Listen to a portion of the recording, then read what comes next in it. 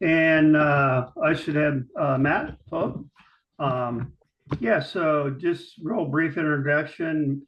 Matt is the IT wizard, and IT. he's kind of put together the whole platform for our virtual franchise video. He's worked tirelessly, and from what I understand, we're the first.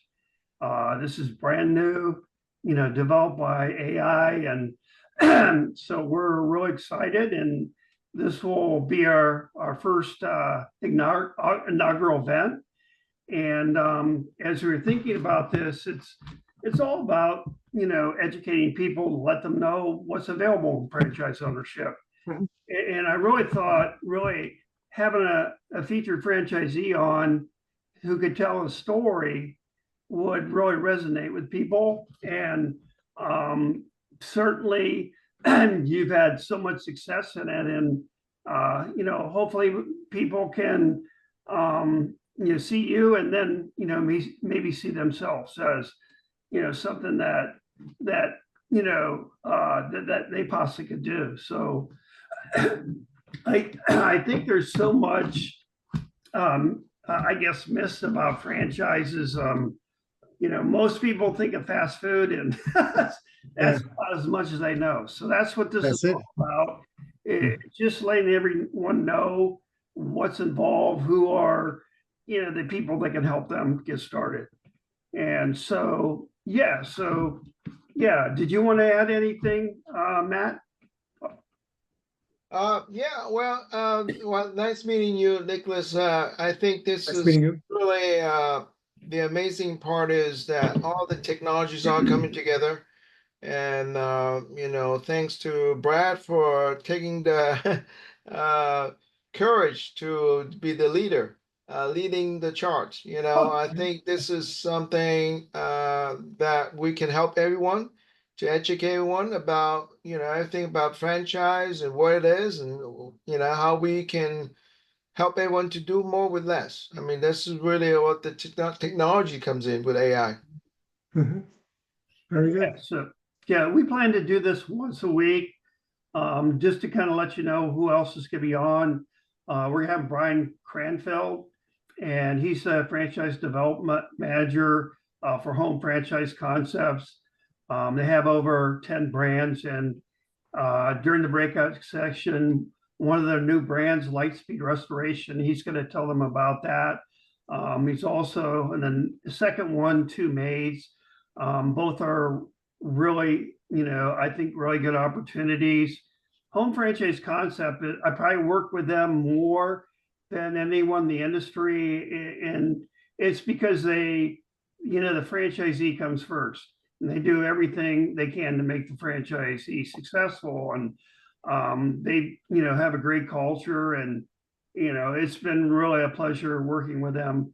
We're also going to have a panel, and it'd be myself and Brian, and then we're going to have Michael Allen from First Financial. As people say, well, I don't have a lot of money. How can I do this? And Okay. so he's going to kind of give him, the financial part.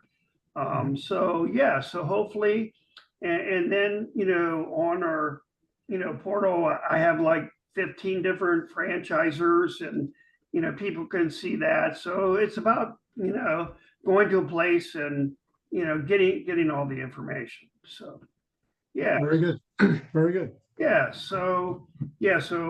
I guess just wanted to kind of record your story, if that makes sense. Sure. And you have a great story of success, and I think people will get a lot out of kind of telling your story. So at this time, I'd like to introduce our featured franchisee, Nick Paciello.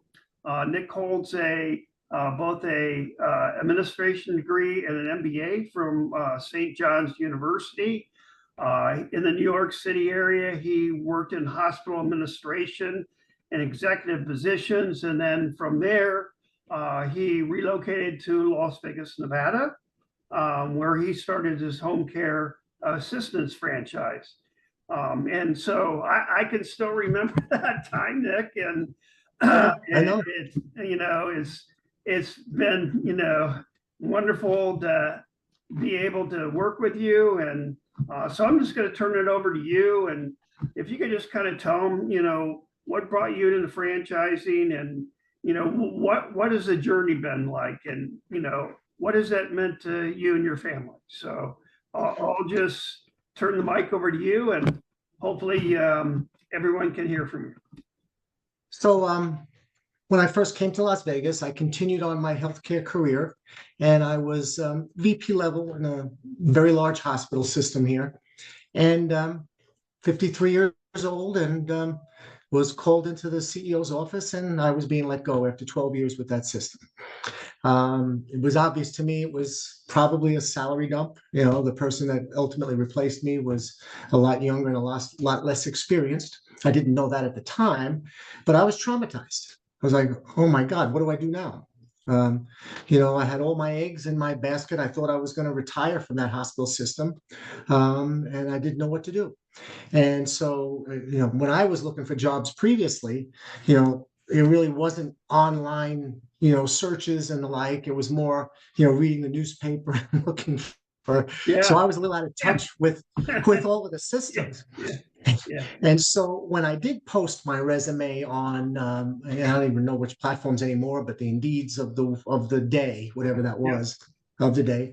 And then Brad, I guess, saw my resume and reached out, and me being the skeptical New Yorker that I was, I thought it was some kind of scam. Somebody wants something from me and all that.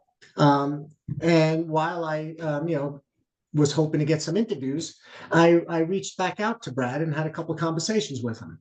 It was obvious after a conversation or two, he wanted nothing from me other than just to enlighten me on the benefits of franchising. Made me feel a little bit better by telling me that the number one category of folks that ultimately do get a franchise or do search for a franchise are people in their 50s that got laid off. Yep. So I was in that conundrum there. I live in Las Vegas. The only equivalent hospital system for me would be out of state. I did go on a few interviews out of state, namely California, and decided, I left New York for many of the reasons that I would have found again in California. So I didn't want to go to California. And so I came back from my interviews and I reached back out to Brad and said, what do you got? And it was a big step for me. Again, I was like I said, VP level, so I was decently compensated. I didn't have a lot of spare money. I had a small child at the time that had some medical issues. But we were comfortable. We had a nice house here, and all that stuff. But I didn't know, whether I would pull the trigger or not. But the more I learned, the more he introduced me to different businesses, and he did encourage me to get out of my comfort zone of healthcare. And I entertained it. But I kept coming back. My first foray into my own business, to me, it had to be something I was comfortable with, where at least the subject matter, the whole service or product was something I'd be more comfortable with. So that being said, then there was the matter of financing. So like I said, I was decently compensated, had a lot of nice house, pool, all that stuff, but I didn't have a few $100,000 just laying around to try to buy a business. So Brad put me in touch with someone else at Tenet Financial, and what I did was I had a pretty robust 401k for those 12 years I was working in that hospital system.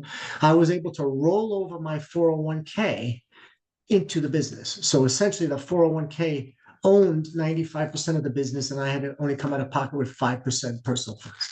Now, there are some good and bad with that system, but for what it's worth, it worked for me at the time.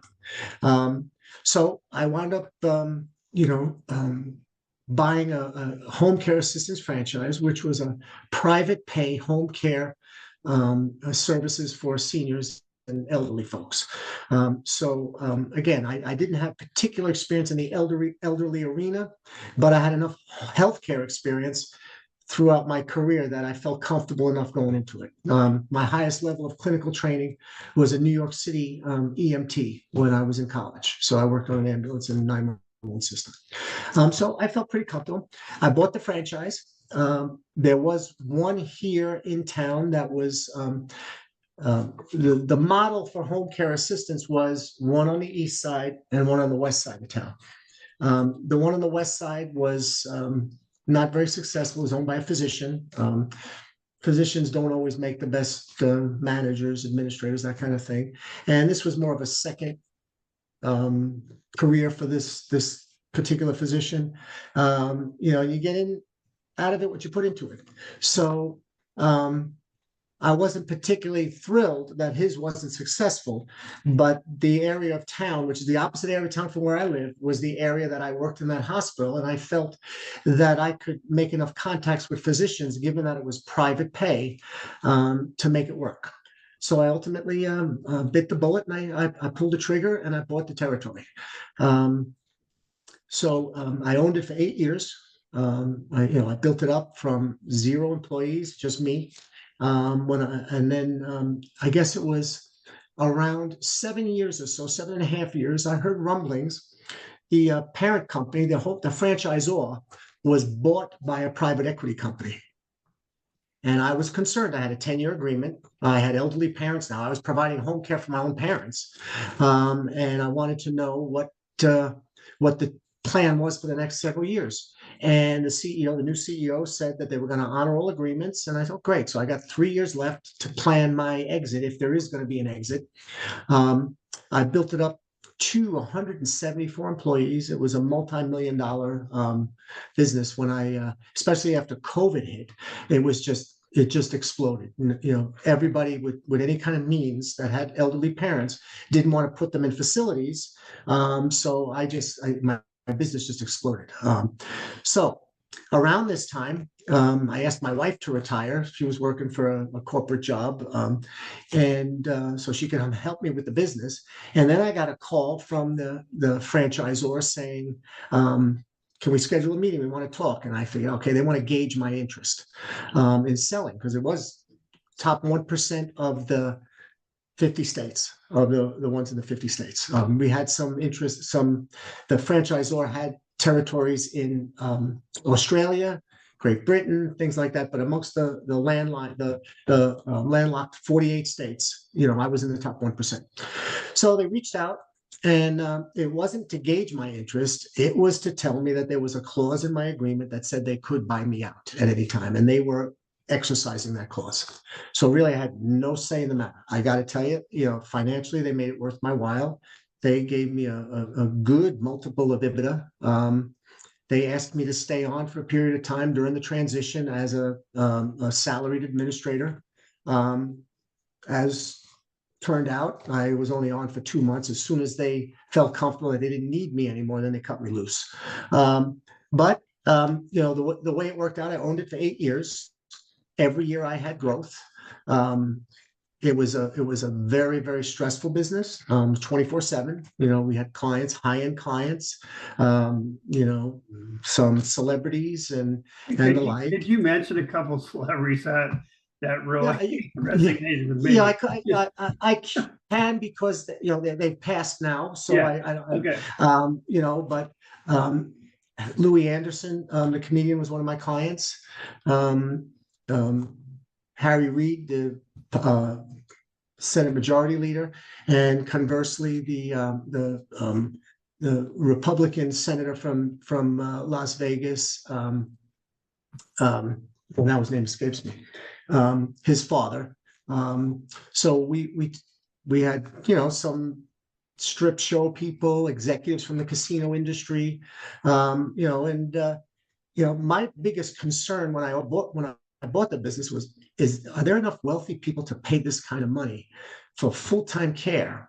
Part-time is okay, but full-time care, which was the bread and butter of the industry. And it turned out there are, doctors and lawyers and executives and celebrities, and they got busy lives. Taking care of an elder is a full-time job, and especially with Alzheimer's, which was our number one diagnosis. When people's minds, are compromised, and they wander, and they can't sit still. It's a full-time job, and they just can't do it. So those that can afford it are all too willing to pay for it. You have to back it up with the level of service. A lot of companies don't do that. I was heavily involved. All of my clients had my cell number. Most of my clients I met. Most of them I signed up personally. As I got busier and busier, I had to hire care managers to do some of that for me, and I focused more on the back office stuff. But still, my number was given out with my business card. We were providing a frontline service to our customers, and we did not want them to feel like they were just a number. I got videotapes in the middle of the night if a caregiver did something, fell asleep on the couch while the mother was sleeping, kind of thing, and I took care of those situations.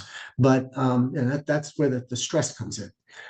You're selling a service, but you have a caregiver in someone's home, and you're not there 24/7. The caregiver is, so by and large, I hired wonderful caregivers. There were, a handful of issues over the years, but the stress level was high, especially with that number of employees. So I sold it. As a C Corp, there's situations where it's not so advantageous as a C Corp because I rolled over 401k. It was a painstaking process, but that was in 2022. April of 2022 is when I closed. And so essentially, I retired for a while, and then I went into another franchise kind of thing to get my son involved in entrepreneurship. So essentially, he's my partner, but I'm handing more and more off to him, just getting his feet wet when he got out of college and the like. So this way, I could start him. Franchising, I think, is great. There's different franchises, different levels of oversight that they provide. The one I had was very limited, which was great for me. The one I have now is not so much limited. But I wish I had the money and the courage to do it sooner. The corporate life, once you are your own business owner, the corporate life really, really looks terrible. It's terrible. I could never do it again. I mean, I really couldn't. So it really worked out for me. And unfortunately, I started so late. I would have loved to have had a portfolio of businesses by now in my life. If I would have had the wherewithal to start sooner. You get locked into that corporate mentality. Like I thought I was going to retire from that hospital chain, and and then when that didn't work out, it just dawned on me that I got to do something different. But I'm going to get my son started early. He's 23, so I'm going to get him started early. If we wind up going to another business, I just want to get him oriented and learn, so that this way he doesn't have to suffer the consequences of corporate life, where there is no work-life balance. I remember leaving the hospital at I was in charge of surgical services, so that starts early and runs late. Getting home at 8 o'clock at night, and if you left at 6, people looked at you like who do you know? Yeah. If you showed up at 8, well, you're late. The meetings already started at 7. It was, you're more in charge of your own life with franchising, and I'm not a terrible risk taker, but this is one of the risks that really worked out for me, and I wish I had done it sooner. Well, thank you, Nick. You certainly have a very impressive story to tell, and it all wouldn't happen without your hard work and experience. And I can see, they all came together. And to be honest with you, the reason I kind of got into franchising is I had a long career with Kraft Foods, and so many people were downsized when they're around 50, and there was really no place for them to go. And I was looking for an area where, hey, they can use all their expertise that they have gained, and even replace their income, and even do more than that. And so I think you're a great example of that. And I would say the one thing about business ownership is you control your future. And I know from being in the corporate field, they have all the control, and any day can be your last day. But if you build a business, then then, you have a lot more security for you and your family. But I'm so grateful that we connected. And also, it's just great to see how you took the opportunity and ran with it. And yeah, I was just Well, so thrilled to be part of your path. no, I appreciate it. And you were very Yeah. instrumental, but Yeah. back then, and I got to tell you, I was backed in a corner, when I got laid off. I didn't know what to do, and it's just failure was not an option. Whatever I did, I had to succeed at it. Like I had a house, I had a mortgage, I had a family, I had, everybody dependent on me. I had senior parents that I want to providing care for. There so many people depended on me. I could not fail, so I had to do something. And so you were very instrumental. You weren't.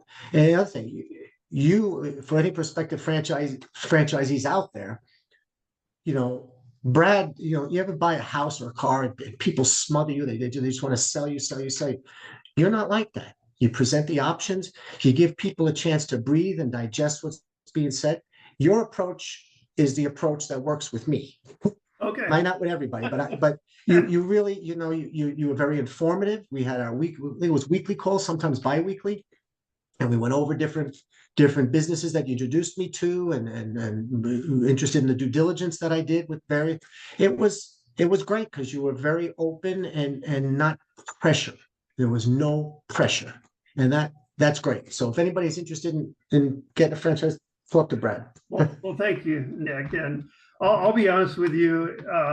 I grew up in a family business and had a really, great career at Kraft Foods. But to be quite honest with you, business ownership has been something.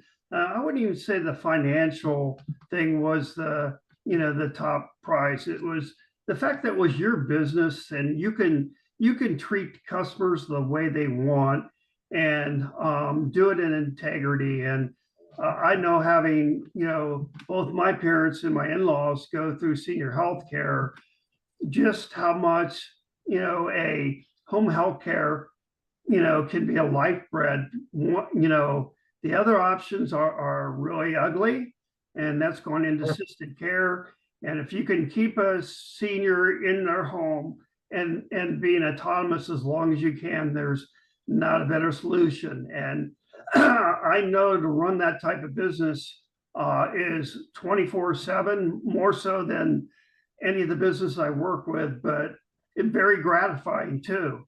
All the people are dependent; their lives are dependent on you, and you are there for them. So I thank you for what you did in your space in Las Vegas, and I wish you the best of luck. Bringing your son into the business. Working alongside my father is probably the thing that I value the most. So I hope your journey was like mine, and I'm sure it will, because the apple doesn't fall far from the tree. So, yep.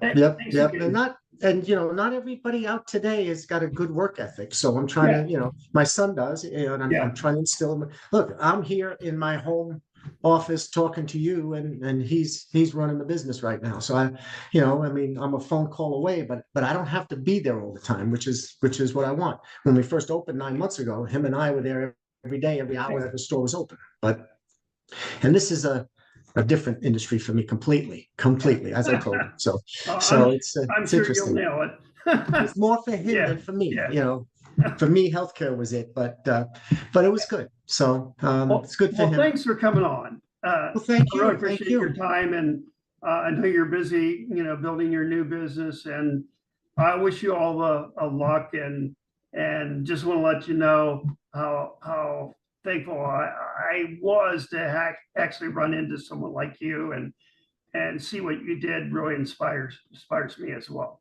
So I appreciate it. Right. Well, we'll stay in touch. Who knows? Okay, I may absolutely try to build my empire yet. Okay. Right. Okay. Thank you so much, Nick. Thank you. All right. Bye-bye. Bye, Yeah. Matt. Okay. Bye-bye. Okay.